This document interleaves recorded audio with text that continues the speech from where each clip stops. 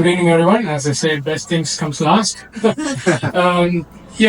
thanks to Tawfiq and Shweta for this occasion as well and the opportunity. Like last time, I spoke about my journey and how photography helped me. So this is somewhat kind of an extension of that. Many of you must have heard of the frog in the well story, where a frog who is very complacent, very happy in a small well, having a good time, not knowing about what is available outside, gets stuck and almost about to be perished. And then some external force comes in, some change comes in to kind of excite or motivate the frog to get out. I mean, there are various versions of this story, but this is one that I can think of. So this is who I was. I was the frog. So I was a photographer I've been taking photos.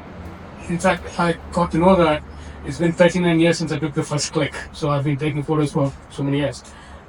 And when I started professionally as well, I was doing what I felt I was good at. I was happy. I was getting some good feedback and good business, and I was happy. I was just doing what I was comfortable with. As it progressed, I got to know that I was missing out on a few things, but I did not have the guts. I did not have the courage to explore beyond what I was able to do. And this is the story of me being uncaged, because I was building a cage for myself and living comfortably within that. And I was just still, I knew I was missing out on things, but I did not have the pressure. I did not feel the push to get out of it. Like the frog story, there was an external source. One of my customers, he says, Chenny, do you do drone footage? I said, no, I can get a friend to do it for you. And he said, no, I need you to do it. If you do it, I'll give you all my projects. That's a bit of a pressure, but an interesting bit of pressure. So a bit of a backstory. I did not get into drone because of my fear of something flying and which is not in my hand, out of control. So the lack of control was holding me back of using drones. I mean, a few years ago, my son got a drone as a gift, a toy drone. Within 5 minutes, it got stuck in a tree. And I said, no, drones is not, I'm not flying anything. I've seen people fly, but then I'm not doing anything which is not in my physical control. Right? Camera is okay, it's in my control. But when this person pushed me, I said, okay, let's give it a shot. And then I started researching and got to know that these days, drones come with a lot of technology that you can be safe. It has so much of obstacle detection and all that you can really fly the drone safe.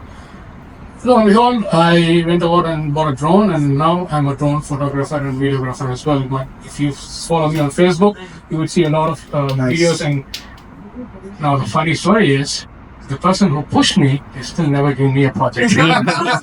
Moving on, as I started doing drone and videos, there was another obstacle that I came out of. All along when I was doing photography, whenever there was a function or wedding or something which required a videographer, I will always shy back. I struggle hard to find a partner who is a videographer who will come along with me and do the video stuff and all that, which worked fine for a few occasions. And then I started getting struggled because videographers are very scarce in Sydney. There are plenty of photographers, but not videographers. So whenever I get a last minute request and someone says, I need video as well, and if he's not available, I'm done. I have to lose my opportunity as well.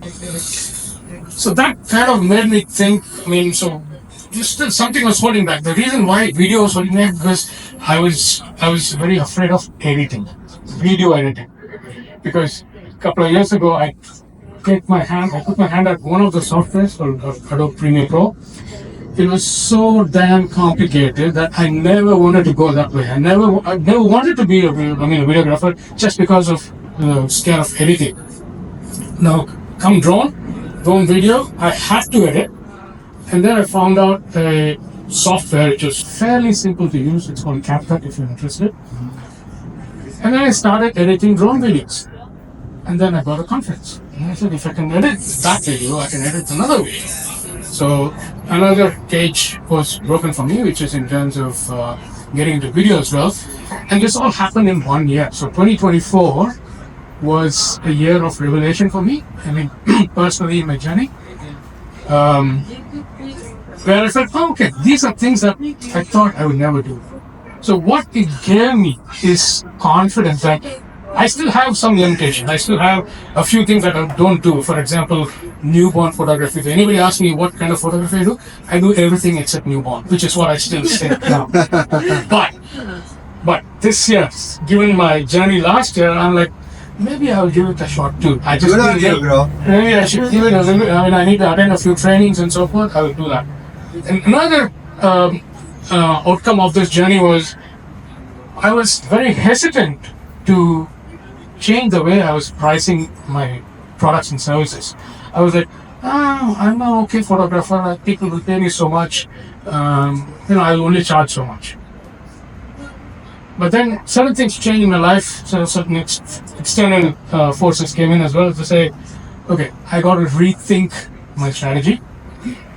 Yes, I mean, I've been doing this for so long.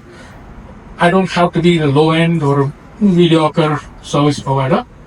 So then I said, okay, now I have a full-fledged studio at home. I have a printer, which I was also very afraid of, printing and the cost and whatnot. So as an outcome of, in an attempt to break open all the obstacles or cages that I had, so now I'm able to grow further. And the message that I want to share with you all today is, if you have any such obstacle, anything that you feel that you cannot do, you don't really have to wait for an external force to push you to it. If you think hard, I'm sure there's a solution. Thank you.